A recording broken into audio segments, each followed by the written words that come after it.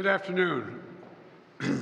It's a very good afternoon, because at long last, I can announce a ceasefire and a hostage deal has been reached between Israel and Hamas. For more than 15 months of conflict that began with Hezbollah's brutal massacre on October the 7th, more than 15 months of terror for the hostages, their families, the Israeli people, more than 15 months of suffering by the innocent people of Gaza. Fighting in Gaza will stop, and soon the hostages will return home to their families.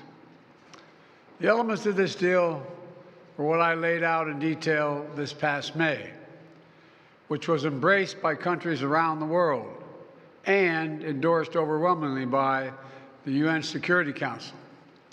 The deal is structured in 3 phases. Phase 1 will last 6 weeks. It includes a full and complete ceasefire, a withdrawal of Israeli forces from all the populated areas of Gaza, and the release of a number of hostages held by Hamas, including women and elderly and the wounded. And I'm proud to say Americans will be part of that hostage release in Phase 1 as well. And the Vice President and I cannot wait to welcome them home. In exchange, Israel released hundreds of Palestinian prisoners. And during Phase 1, the Palestinians can also return to their neighborhoods in all the areas of Gaza. And the surge of humanitarian assistance into Gaza will begin. And the innocent people can have a greater access to these vital supplies. You know, during the next 6 weeks, Israel will negotiate the necessary arrangements to get Phase 2, which is a permanent end of the war. Let me say it again, a permanent end of the war. There are a number of details to negotiate to move from Phase 1 to Phase 2, but the plan says if negotiations take longer than 6 weeks, the ceasefire will continue as long as the negotiations continue. I've spoken to the Emir of Kuwait and the President of Egypt, and we have pledged to make sure the negotiations will keep moving forward for as long as it takes.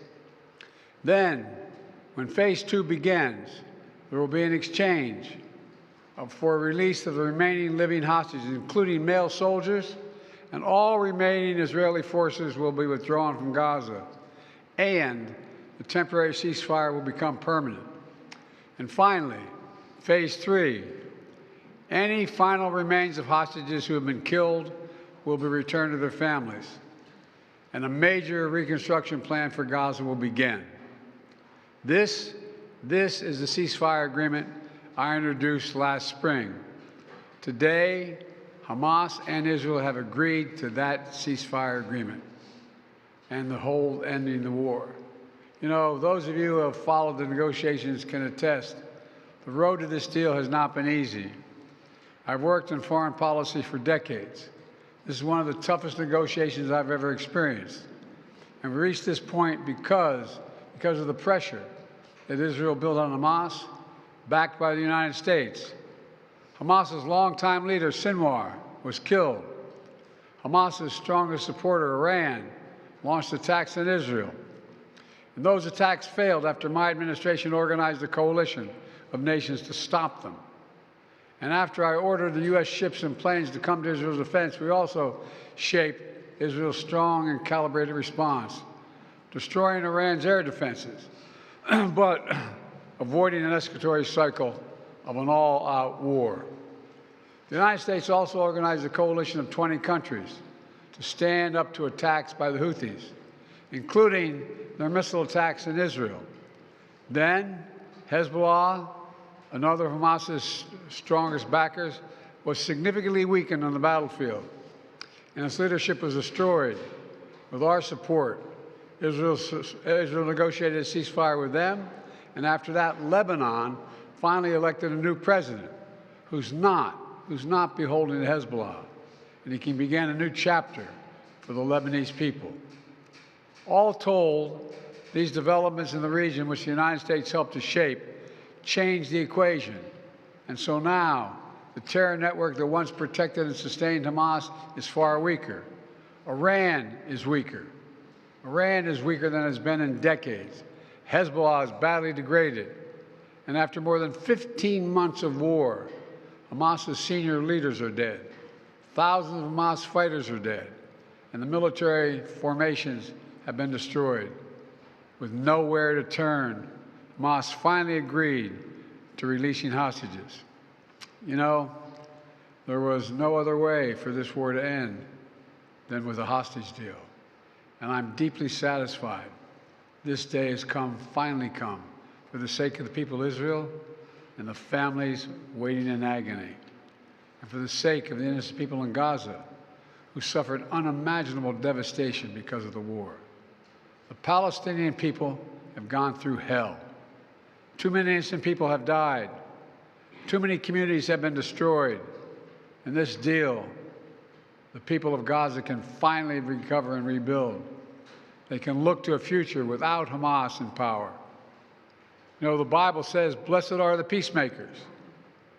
Many peacemakers helped make this deal happen, including an extraordinary team of American diplomats who have worked nonstop for months to get this done. Secretary Blinken led the effort. Secretary Jake Sullivan, National Security Advisor Jake Sullivan, Bill Burns, John Feiner, Brett McGurk, Amos Hochstein, and the Vice President worked relentlessly as we worked to deliver this deal. I'd also note this deal was developed and negotiated under my administration, but its terms will be implemented, for the most part, by the next administration. In these past few days, we've been speaking as one team. This has been time of real turmoil in the Middle East. But as I prepare to leave office, our friends are strong, our enemies are weak, and there's a genuine opportunities for a new future. In Lebanon, there's an opportunity for a future, free from the grip of Hezbollah. In Syria, a future free from the tyranny of Assad. And for the Palestinian people, a credible pathway to a state of their own. And for the region, a future of normalization, integration of Israel and all its Arab neighbors, including Saudi Arabia. At the G20 in Delhi in September 23, I rallied key countries behind a vision of an economic corridor from India across the Middle East to Europe. That vision can now become a reality. There are risks as well, including ISIS and Iran, even in a badly weakened state. But we're handing off then to the next team a real opportunity for a better future for the Middle East. I hope they will take it. Let me close with this. My friend for years in the United States Senate, former Senator George Mitchell, who did so much to forge peace in Northern Ireland, once said about diplomacy, he said, "It is a 700 days of failure and 1 day of success." 700 days of failure and 1 day of success. Well, we've had many difficult days since Hamas began its terrible war. We've encountered roadblocks and setbacks. We've not given up. And now, after more than 400 days of struggle, a day of success has arrived. God bless all the hostages and their families. May God protect the troops of all those who work for peace. Mr. President, how do you see the future of Gaza now, as we're saying? The implementation of this deal will be in the hands of the next administration, and basically they will shape the future of Gaza. So how do you see this future? And also, how much credit do you give to the Trump team for this deal? Trump's already taking credit for it. Well, you know, this is the exact framework of the deal I proposed back in May. Exact. And we got the world to endorse it. Secondly, it's America's support for Israel that helped them badly weaken Hamas and its backers and create the conditions for this deal. And thirdly, I knew this deal would have to be implemented by the next team.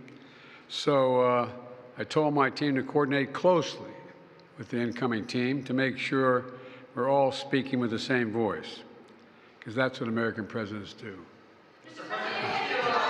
Thank you.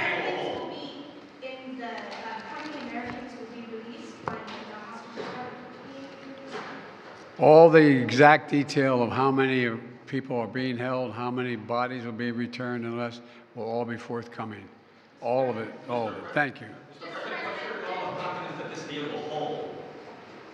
I'm confident. Who does the Thank you. most credit for this, Mr. President, you or Trump? Is that a joke? Oh, thank you.